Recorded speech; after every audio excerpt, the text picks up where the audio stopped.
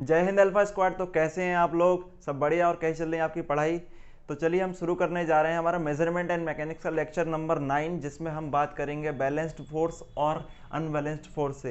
यही नहीं, इसके आगे भी हम चलेंगे, लेकिन शुरुआत हम यहाँ से करेंगे तो समझते हैं, ठीक है।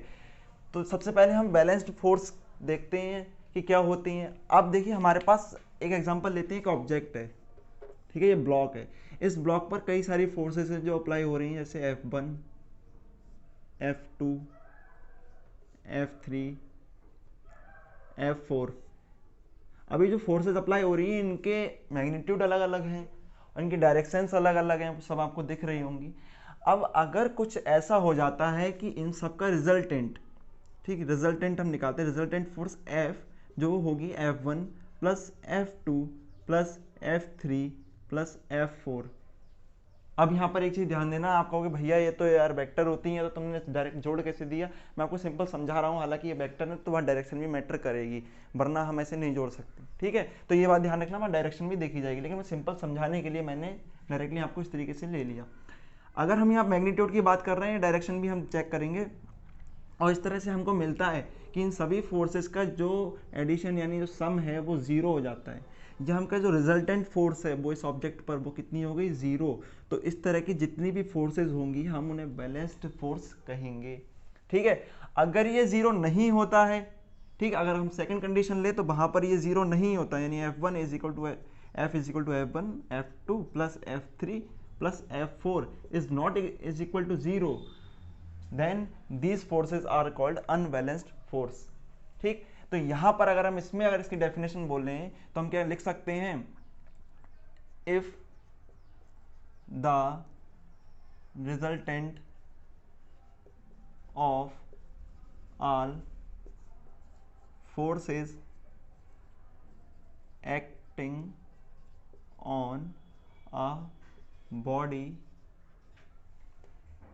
इज ज़ीरो, ठीक, then these forces are called balanced force, balanced force, ठीक है।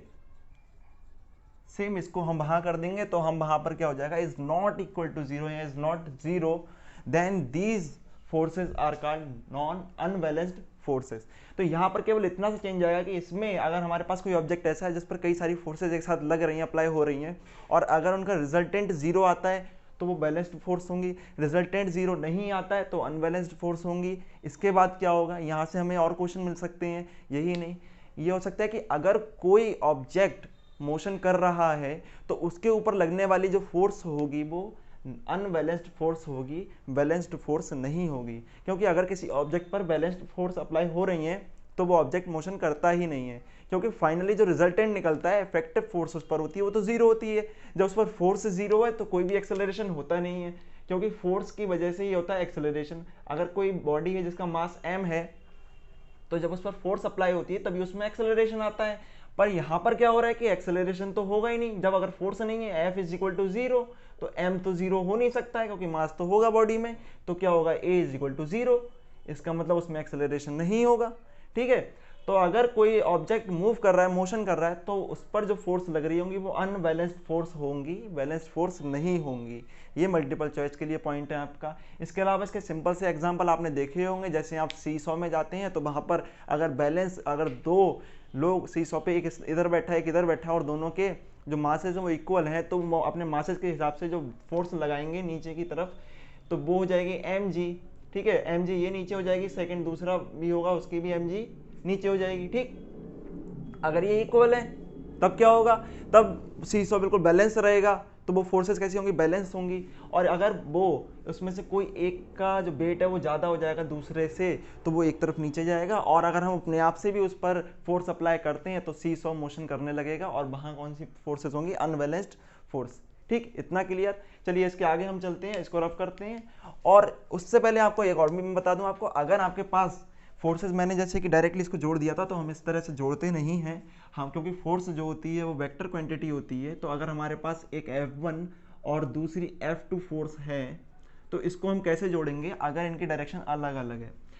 अभी अगर F1 फोर्स इधर अप्लाई हो रही है और F2 फोर्स इधर अप्लाई हो रही है, और इसके बीच में यहाँ पर हम इसको कोई पॉइंट बोल सकते हैं ए पॉइंट से, और इसके बीच में जो एंगल है वो कितना है, थीटा।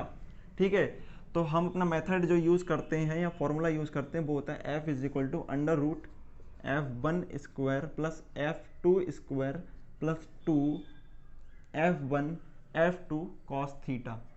ठीक, तो ये फॉर्मूला हम अप्लाई करेंगे कोई भी अगर हमें वेक्टर निकालना है उस वेक्टर के रिजल्टेंट के लिए। ठीक है, तो ये होगा रिजल्टेंट का फॉर्मूला, इसको ध्यान रखना है। चलिए इसको रब करते हैं। फिर अब बात करते हैं लीनियर मोमेंटम की। ठीक है, लीनियर मोमेंटम तो आप सबने पढ़ा ही होगा। अब यहाँ पर हम सब यहाँ इसको नॉर्मली मोमेंटम भी बोल देते हैं तो उसमें कंफ्यूज नहीं होना। ठीक है, तो यहाँ हम डेफिनेशन देखते हैं, the product of mass and velocity of a moving object is called linear momentum. सबसे पहले हमको ध्यान रखना है कि अगर मोमेंटम होगा तो वो ऑब्जेक्ट मूव कर रहा होगा, यानी मूविंग ऑब्जेक्ट का ही मोमेंटम हो सकता है। फिर उसका मास होगा, उस ऑब्जेक्ट, अगर कोई ऑब्जेक्ट मोशन कर रहा है तो भैया ऑब्जेक्ट है तो उसमें मास भी होगा। ठीक है, ऑब्जेक्ट में मास होगा और मूव कर रहा है तो उसमें वेलोसिटी भी होगी, तो उस वेलोसिटी और मास का जो प्रोडक्ट होगा उसको हम बोलेंगे लीनियर मोमेंटम, जिसको हम पी से डिनोट कर सकते हैं। अब मास अगर उसका कितना है m, वेलोसिटी उसकी है v, तो हम इसको क्या बोल सकते हैं, p is equal to m b. ठीक है, इस तरह से हम एक फॉर्मूला हमको मिल जाता है। ठीक, अब यहाँ पर हमने बताया था आपको कि लीनियर मोमेंटम एक वेक्टर क्वांटिटी होता है। कब बताया था, पहले लेक्चर में जब हम वेक्टर पढ़ रहे थे, तो वो देख लेना जाके। ठीक, तो इसको हम वेक्टर फॉर्म में लिख सकते हैं, vector p is equal to m into vector b। अब यहाँ पर m जो मास है वो तो वेक्टर होता नहीं है, तो उसको हम स्केलर फॉर्म में लिखेंगे। वेक्टर फॉर्म में केवल वेक्टर को ही लिखना है। आपको वह भी ऐसा मत करना कि वेक्टर फॉर्म अगर आपसे पूछे जाए कि इसकी वेक्टर फॉर्म क्या होगी और आपको इस तरह से इस पर ही वेक्टर बना के दे दे, तो बड़ा ध्यान रखना है, गलती नहीं करनी है। कई बार ऐसे सोचते हैं कि वेक्टर फॉर्म में लिखने का मतलब कि सब पे वेक्टर का साइन लगा दो, तो वो नहीं करना है। अगर हम बात करें इसकी SI यूनिट की, तो वो कितनी हो जाएगी, तो ऐसा यूनिट अगर मास की यूनिट लगाएंगे तो वो होती है kg। ठीक, वेलोसिटी की यूनिट लगाएंगे तो मीटर पर सेकंड, तो हमारे पास जो यूनिट ऐसा यूनिट निकल कर आती है वो जाती है kg मीटर पर सेकंड। अब यहाँ पर इतना लीनियर मोमेंटम समझने के बाद 2-3 बातें और याद रखनी है कि अगर कोई आइसोलेटेड बॉडी या आइसोलेटेड सिस्टम है जो मोशन कर रहा है तो उसका लीनियर मोमेंटम आपका कांस्टेंट होगा। इसके अलावा दूसरी बात अगर हम ध्यान रखें कि अगर कोई पार्टिकल सर्कुलर मोशन कर रहा है, आप ध्यान रखना क्या, सर्कुलर मोशन कर रहा है, तो उसका लीनियर मोमेंटम कांस्टेंट नहीं होगा और लीनियर मोमेंटम उसका वेरिएबल होगा। तो उसका लीनियर मोमेंटम वेरिएबल होगा क्यों, उसका रीज़न ये है क्योंकि जब कोई पार्टिकल मोशन करता है सर्कुलर पाथ में तब उसकी स्पीड तो कांस्टेंट रहती है पर वेलोसिटी उसकी वेरिएबल होती है। स्पीड कांस्टेंट इसलिए रहती है क्योंकि मैग्नीट्यूड स्पीड का चेंज नहीं होता है, क्योंकि स्पीड मैग्नीट्यूड से डिफाइन होती है। वहीं अगर वेलोसिटी की बात करें तो वो मैग्नीट्यूड प्लस डायरेक्शन से डिफाइन होती है। अब सर्कुलर मोशन में डायरेक्शन लगातार चेंज होती है जिस वजह से वेलोसिटी चेंज होती है, और वेलोसिटी में कोई भी चेंजेस होगा तो यहाँ पर पार्टिकल का लीनियर मोमेंटम भी चेंज हो जाएगा। इतना आपको क्लियर हो गया, तो आगे चलते हैं। तो चलिए अब हम बात कर रहे हैं कंजर्वेशन ऑफ लीनियर मोमेंटम। ये आपने पढ़ा भी होगा, बड़ा सिंपल सा है। क्या आपने कई सारे कंजर्वेशन पढ़े होंगे, एनर्जी कंजर्वेशन पढ़ा होगा, मास कंजर्वेशन पढ़ा होगा, सभी एक तरीके से एक से थोड़े थोड़े मिलते मिलते रूल हैं। तो वहीं हम चलते हैं लीनियर मोमेंटम के कंजर्वेशन पे। अब हमारे पास अगर कोई आइसोलेटेड सिस्टम है जिस पर कोई भी एक्सटर्नल फोर्स नहीं लग रही है, समझ में आ रहा है आपको, आइसोलेटेड सिस्टम है, जो भी मोशन हो रहा है, जो भी फोर्सेस लग रही हैं उस सिस्टम की खुद की हैं, आइसोलेटेड है, किसी और की नहीं लग रही है, बाहर से कोई फोर्स अप्लाई नहीं हो रही है, कोई भी एक्सटर्नल फोर्स अप्लाई नहीं हो रही है, तब उसका जो लीनियर मोमेंटम है वो कंजर्व्ड रहेगा। ठीक है, उसमें कोई भी चेंज नहीं होगा। जैसे आपने एक डायग्राम देखा होगा बड़े पहले से कि जैसे एक m1 फिर हमारे पास एक m2 मासेस के दो ऑब्जेक्ट हैं जो इस डायरेक्शन में मोशन कर रहे हैं। इसका जो वेलोसिटी होगा वो v1 होगा, इसका वेलोसिटी होगा v2 होगा। ठीक है, तो अब आगे चलते हैं। ये कोलिजन से पहले है, फिर यहाँ जाके ये टक्कर मार दी एक दूसरे के, टकरा गए, उसके बाद क्या होगा, m2 होगा, m1 होगा, इसके बाद फिर ये अलग अलग हो जाएंगे। ये 1 मिनट में यहाँ पर आपको v1 ना लेकर इसको u1 से डिनोट करें तो ज़्यादा अच्छा रहेगा, इनिशियल वेलोसिटी से। ठीक है, तो इसको u1 u2 से डिनोट कर लेते हैं, फिर इसको m1 बोलेंगे, ये भी करेगा मोशन, और फिर m2 भी कर रहा होगा। इतना आपको क्लियर हो रहा है ना। इसकी वेलोसिटी चेंज हुई होगी क्योंकि जैसे उनके बीच में कोई टक्कर हुई तो पक्का कोई ना कोई थोड़ी बहुत तो वेलोसिटी उसकी चेंज हुई होगी। तो वेलोसिटी जो चेंज हुई तो ये हो गई v1 और इसकी हो गई v2। कैसे, इसकी इनिशियल वेलोसिटी u1 थी जो बाद में v1 हो गई, इसकी इनिशियल वेलोसिटी u2 थी जो बाद में v2 हो गई। तो यहाँ पर जो कंजर्वेशन है, चाहे वो कोलिजन से पहले हो और कोलिजन से बाद हो, तो यहाँ पर जो दोनों कंजर्वेशन है वो कैसे रहेंगे, इक्वल होंगे। जैसे कि यहाँ का अगर हम कंजर्वेशन को P1 प्लस P2 बोलें और उधर वाले कंजर्वेशन को हम P1 dash plus P2 dash कहें, तो ये दोनों कंजर्वेशन का जो एडिशन है वो बराबर होगा। यहाँ मैं ये नहीं कह रहा हूँ कि ये जो P1 है वो P1 डैश के बराबर नहीं, ये बराबर नहीं होगा, मे बी हो भी सकता है, पर ज़्यादा चांसेस यही रहते हैं कि वो नहीं होगा। P2 बराबर नहीं होगा P2 डैश के, पर इन दोनों का रिजल्टेंट और इन दोनों का रिजल्टेंट आपस में बराबर होंगे। इसका मतलब इस फॉर्मूले को अप्लाई करें तो यहाँ पर हमारे पास हो जाता है m1u1 प्लस ये हो जाएगा m2u2। फिर हम उधर बात करेंगे तो m1v1 हो जाएगा और प्लस हो जाएगा हमारे पास m2v2। तो ये जो हमारे पास एक फॉर्मूला निकल कर आता है, ये फॉर्मूला है कंजर्वेशन ऑफ लीनियर मोमेंटम का। ठीक है, तो यहाँ पर कई बार हम अप्लाई कर सकते हैं, हालांकि न्यूमेरिकल एनडीए में नहीं पूछा जाता है, पर इस तरह से हमको कोई फॉर्मूला सिंपली पूछ ले तो हम उसको बता सकते हैं। ठीक है, तो आगे चलते हैं हम। तो चलिए अब हम बात करते हैं इनर्शिया की। ये समझ लेते हैं इनर्शिया क्या, क्योंकि इसके बाद हम बात करेंगे Newton's first law of motion की। ठीक है, तो वो इसी से रिलेटेड रहता है, तो आपको ये बात ध्यान रखनी है, इनर्शिया और वो दोनों एक ही है। तो पहले हम इसे देख लेते हैं। तो स्टेटमेंट इसका ये है, an object will continue to be in the state of rest or in the state of motion in the same direction unless an external force acts on it। यानी हमारे पास कोई ऑब्जेक्ट ऐसा है जो रुका हुआ है, स्टेट ऑफ रेस्ट में है, तो वो वहीं रहेगा जब तक कि उस पर कोई बाहर से आने वाला फोर्स अप्लाई ना करा जाए। अगर वो मोशन कर रहा है कांस्टेंट वेलोसिटी से, तो वो उसी वेलोसिटी से मोशन को अपने जारी रखेगा, चलता रहेगा, कंटिन्यू करेगा उसको, जब तक कि कोई बाहर से एक्सटर्नल फोर्स उस पर अप्लाई ना करी जाए। इसके अलावा अगर उसकी डायरेक्शन जो है वो डायरेक्शन बनी रहे, अगर उसमें कोई डायरेक्शन में चेंज ना किया जाए तो उसी डायरेक्शन में वो मोशन करता रहेगा। तो यहाँ से हमें बड़ी सिंपल सी एक स्टेटमेंट मिलता है, इसको ध्यान रखना है हमको। इसके बाद हमारे पास 3 तरह के हो जाता है इनर्शिया। ठीक है, तो हमारे पास इनर्शिया कितने टाइप्स का हो गया, 3 टाइप्स। ठीक है, तो हमारे पास क्या मिला, हमारे पास सबसे पहले हम बोल सकते हैं इनर्शिया ऑफ रेस्ट। अब ये इनर्शिया ऑफ रेस्ट क्या है, तो भैया इधर वाला देखो, ये एक स्टेटमेंट है ना, यहीं से उठा लो, सारे मिल जाएंगे तुमको डेफिनेशन। तो आप केवल इतना कर देना, N object will continue in the rest of, in the state of rest. ठीक है, इसको हटा दो, मोशन वाला हिस्सा हटा दो यहाँ तक, फिर उसके आगे ऐड कर देना unless an external force acts on it. यानी अगर वो रुका हुआ है तो रुका रहेगा, नहीं चलेगा, वहीं रहेगा, जब तक उस पर बाहर से कोई आके बल नहीं लगा देगा, बाहर से आके कोई फोर्स अप्लाई नहीं करेगा, तब तक वो ऑब्जेक्ट वहीं का वहीं रहेगा, उस स्टेट को अपनी कंटिन्यू रखेगा। ठीक है, नंबर 2 पर हम चलते हैं, तो जिसको हम बोलते हैं इनर्शिया ऑफ स्पीड, या कई बार इसको इनर्शिया ऑफ मोशन भी बोल देते हैं, तो उसमें कोई कंफ्यूजन नहीं होनी चाहिए। फिर हम वही बात करेंगे, यहाँ पर हम क्या करेंगे, डेफिनेशन में इतना चेंज करेंगे, द स्टेट ऑफ रेस्ट को हम हटा देंगे, हम यहाँ से शुरुआत करेंगे, an object will continue to be in the state of motion in the same direction unless an external force acts on it. इसका मतलब कोई ऑब्जेक्ट मोशन कर रहा है किसी डायरेक्शन में, किसी कांस्टेंट वेलोसिटी से, तो वो तब तक चलता रहेगा जब तक कि उस पर बाहर से आने वाली कोई दूसरी फोर्स अप्लाई नहीं हो जाएगी। जैसे अगर आप खेल रहे हैं तब तक आप खेलते रहेंगे जब तक आपकी मम्मी नहीं बुलाएंगी। तो जब आपका ऐसे ही होता है ना ज़्यादातर, तो मतलब फिर वो मत कहना कि भैया मेरे को भूख लगेगी, तो वो भी बाहर एक्सटर्नल फोर्स है आपकी, है नहीं है, बाहर एक्सटर्नल फोर्स। इसका मतलब आपको बाहर से कहीं से कुछ यार लगा कि चलो आप छोड़ो, अब बाहर से मुझे कुछ बुला रहा है, अंदर से आवाज़ आ रही है कि चलो यार रहने दो, भूख लग रही है, तो तब तक आप खेलते रहोगे। ठीक है, तो वही इनका है कि तब तक चलती रहेगा वो ऑब्जेक्ट जब तक उस पर बाहर से कोई फोर्स अप्लाई नहीं होगी। फिर तीसरा टाइप आता है हमारे पास इनर्शिया का, जिसको हम बोलते हैं इनर्शिया ऑफ डायरेक्शन।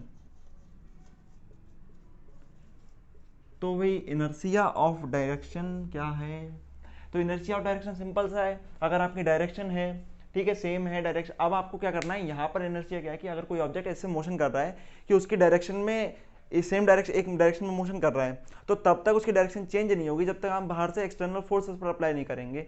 जैसे हम समझ लेते हैं कि आप एक मोशन कर रहे हैं, आप साइकिल से जा रहे हैं, पर कोई आपका दोस्त मिलता है और हैंडल पकड़ के साइकिल का थोड़ा सा घुमा देता है। अब वहाँ पर आपकी वेलोसिटी तो चेंज नहीं होती है, पर आपकी डायरेक्शन चेंज हो जाती है। आप ऐसे जा रहे हैं, आपको खींचने पर वो इधर चले जाते हैं, डायरेक्शन चेंज हुई, आपकी वेलोसिटी चेंज नहीं हुई। तो डायरेक्शन में चेंज होने पर जो अपोज करता है या रेजिस्ट करता है, तो वो हो जाता है इनर्शिया ऑफ डायरेक्शन। इसको रेजिस्टिव फोर्स भी बोल देते हैं, किसी ऑब्जेक्ट की, किसी मैटर की जो उसके अंदर होती है, बात ध्यान रखना है आपको, ठीक है।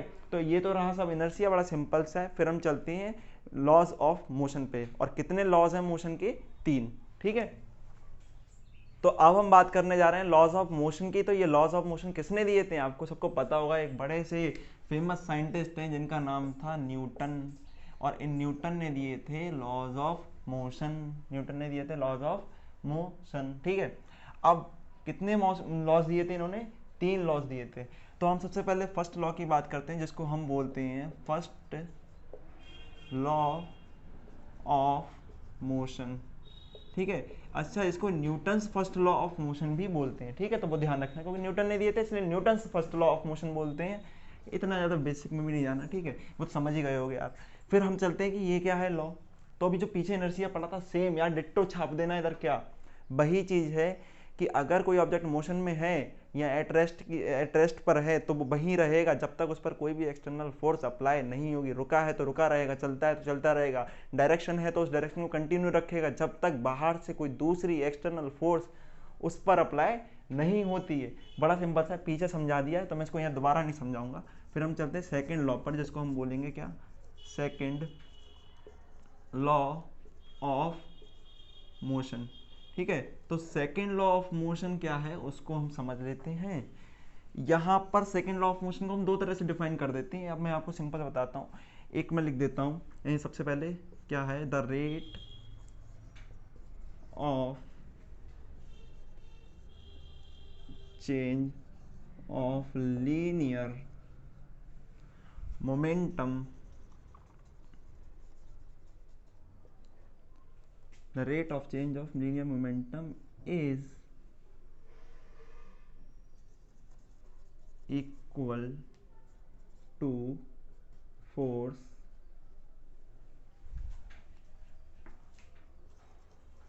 acting on a body, ठीक। इतना आपको समझ में आ गया होगा मुझे लगता है। बड़ा सिंपल सा है। आपको यहाँ पर कई बार आपको प्रोपोर्शनल का साइन भी आप ले सकते हो, तो प्रोपोर्शनल भी लिख सकते हो यार, उसमें कोई मैटर नहीं करता है। कि आपके पास अगर इस तरह से दे रखा है कि यहाँ क्या बोल रहा है? The rate of change of linear momentum. तो लीनियर मोमेंटम में होने वाले परिवर्तन, यानी इसको हम क्या dp/dt से इसको डिनोट कर सकते हैं, ठीक है। तो क्या होगा? ये रेट है लीनियर मोमेंटम में चेंज की, ये किसके इक्वल होगी? Is equal to force acting on a body. वो जिस भी बॉडी की बात कर रहे हैं उस पर अप्लाई जो फोर्स हो रही है उस फोर्स के इक्वल होगा। सेम यहाँ पर ऐसे भी बोल सकते हैं कि इसको जो एफ होता है वो प्रोपोर्शनल होता है dp/dt के, ठीक है। इसका मतलब क्या है कि जो फोर्स है वो प्रोपोर्शनल, डायरेक्टली प्रोपोर्शनल होती है the rate of change of linear momentum के, ठीक है। इतना बड़ा सिंपल सा है। अब आप इसको और तरीके से थोड़ा सा चेंजेस कर सकते हैं। वो कैसे हो जाएंगे? जैसे यहाँ से एक और आगे रिलेशन निकल कर आता है, वो ये होता है, इसको ले लेते हैं हम, उसको तो प्रोपोर्शनल है। तो यहाँ पर हम इसको क्या करते हैं, P जो कि हमारे पास लीनियर मोमेंटम है उसका फॉर्मूला लगा देते हैं। तो ये हो जाएगा mv, ठीक है। अभी पीछे हमने पढ़ा था ना, क्या पढ़ा था? P is equal to mv, ठीक। अब m को यहाँ पर हम निकाल लेंगे बाहर, क्योंकि वो किसी बॉडी का मास है, वो तो चेंज होगा नहीं, ठीक। तो हमारे पास m बाहर आ गया, हमारे पास रहा dv/dt, ठीक है, इज इक्वल टू f। इसको और करेंगे तो dv/dt, मैंने आपको जब वेलोसिटी पढ़ा रहे थे तो वेलोसिटी वाले में और एक्सेलरेशन में बताया था कि ये वाला जो हिस्सा है, the rate of change in velocity is called acceleration. तो ये क्या हो जाएगा? a। तो m is equal to f, यहाँ आप इसको बोल सकते हैं f is equal to ma, ठीक है। तो ये भी इसी लॉ से निकल कर आता है। कई बार हमने, अगर हम बात करें 9th क्लास में, तो यही पढ़ा होता है कि जो एक्सेलरेशन होता है किसी मूविंग पार्टिकल पर, वो उसके यहाँ पर हम देखें तो जो एक्सेलरेशन होता है किसी मूविंग पार्टिकल पर, वो उस पर अप्लाइड फोर्स के तो डायरेक्टली प्रोपोर्शनल होता है और उस बॉडी के मास के इनवर्सली प्रोपोर्शनल होता है। तो ये भी पढ़ा था। तो इन दोनों को हम मिला देते हैं तो क्या मिलता है, A is equal A proportional to F upon M. ठीक है, वहाँ से फिर इसको कैलकुलेट करके तो यही तो आना है। तो इस तरह से भी आप इसको बोल सकते हैं। अगर आपसे ऐसे पूछा जाए तो यहाँ से देखिए मल्टीपल चॉइस क्वेश्चन मिल जाएगा कि आपको किसके प्रोपोर्शनल होता है। सेम आपको यहाँ से एक मल्टीपल चॉइस टाइप क्वेश्चन पूछा जा सकता है। ठीक, तो बड़ा सिंपल सा है कि आप उसको बता देंगे कि वो कौन किसके प्रोपोर्शनल कब होता है। इतना आपको मुझे लगता है समझ में आ गया होगा। थर्ड लॉ पर हम चलते, तो हम थर्ड लॉ ऑफ मोशन पर पहुंच चुके हैं और इसका बड़ा सिंपल सा याद रखने का तरीका है, आप उसको कह सकते हैं जो मैं लिख रहा हूं।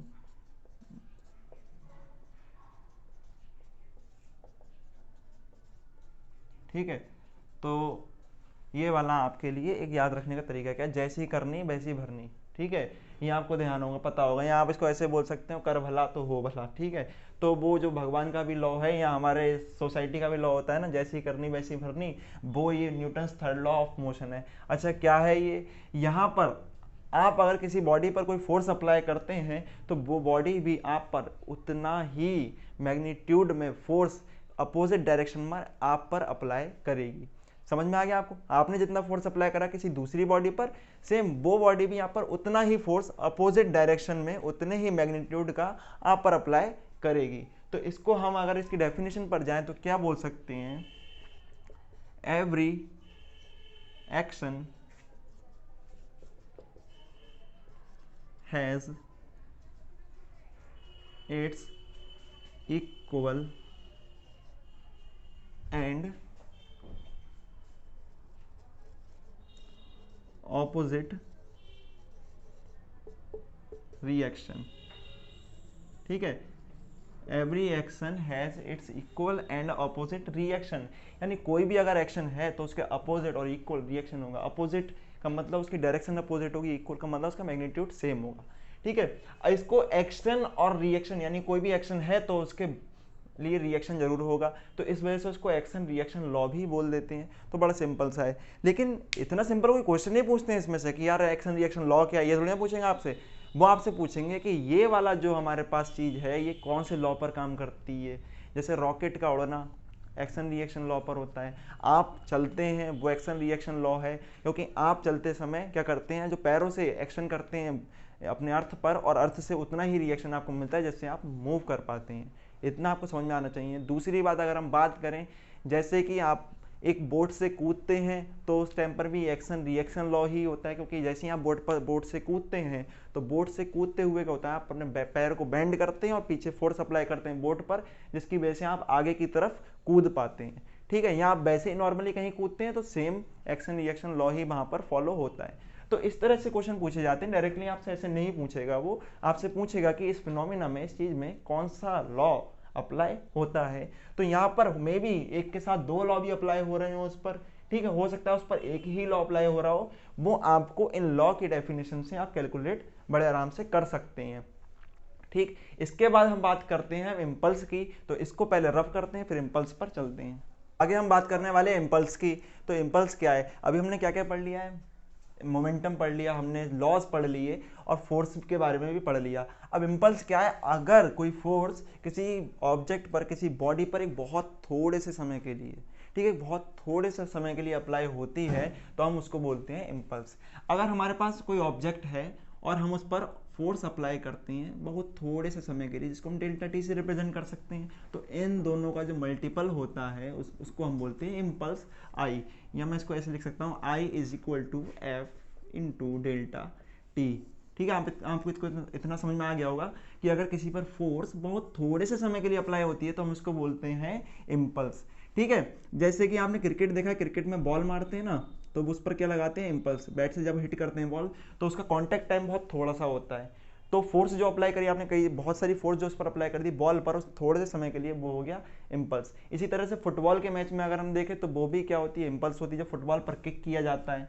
ठीक, इसके अलावा अगर हम आगे बात करें तो यहाँ से देखो कुछ और रिलेशन निकलेगा, जहाँ से आपको multiple choice type question NDA में मिलेगा। कहाँ से देखते हैं, पीछे हमने पढ़ा था F is equal to delta, sorry D P बोला था तो वो लिख देता हूँ। ठीक है, आपको D P over D T. अच्छा, इसको आप ये भी लिख सकते हैं F is equal to delta P over delta T, क्योंकि यहाँ इसका मतलब तो देखो वही होता है कि हम बात कर रहे हैं उसमें चेंज की, ठीक है, कितना चेंज है। तो यहाँ पर हम देखें तो एफ की जगह पर हम ये अप्लाई कर सकते हैं, तो आई इज इक्वल टू हम delta P upon delta T कर सकते हैं, और यहाँ पर इनटू में डेल्टा टी है, डेल्टा टी से डेल्टा टी कैंसिल हो जाएगा, ठीक है। हमारे पास क्या बचेगा, डेल्टा पी आएगा, ठीक, और ये हमारे पास क्या हो जाएगा, आई।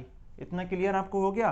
तो I is equal to delta P, ठीक। तो इसका मतलब क्या है कि इम्पल्स जो होती है वो लीनियर मोमेंटम में चेंज के इक्वल होती है। अब हमारे पास अगर linear momentum, initial linear momentum P1 था और फाइनल लीनियर मोमेंटम P2 था, तो P2 minus P1 is equal to I, ठीक है। तो यहाँ से भी आपको मल्टीपल चॉइस टाइप क्वेश्चन मिल जाएगा। तो इस वीडियो में तो बस इतना ही। अगली वीडियो हम चलेंगे और पढ़ेंगे फ्रिक्शन के बारे में और भी सारी चीज़ें। कल वाला जो लेक्चर होने वाला है वो लास्ट लेक्चर होगा इस सीरीज का, जो मेजरमेंट एंड मैकेनिक्स का है। उसके बाद हम कुछ करेंगे इसके ऊपर न्यूमेरिकल, या सॉरी न्यूमेरिकल नहीं यार, क्वेश्चन करेंगे एमसीक्यूज। न्यूमेरिकल तो कहाँ आते हैं, इसमें छोटा मोटा कभी आ जाता है। तो ये सारे एमसीक्यूज जो करेंगे उसको बिल्कुल भी मिस मत करना, क्योंकि उसमें आपको ऐसे ऐसे एमसीक्यूज मिलने वाले हैं जो शायद आपके एग्जाम में मिलेंगे आपको, ठीक है। तो ये वीडियो के लिए बस इतना ही, फिर चलते हैं, तब तक के लिए बहुत बहुत धन्यवाद।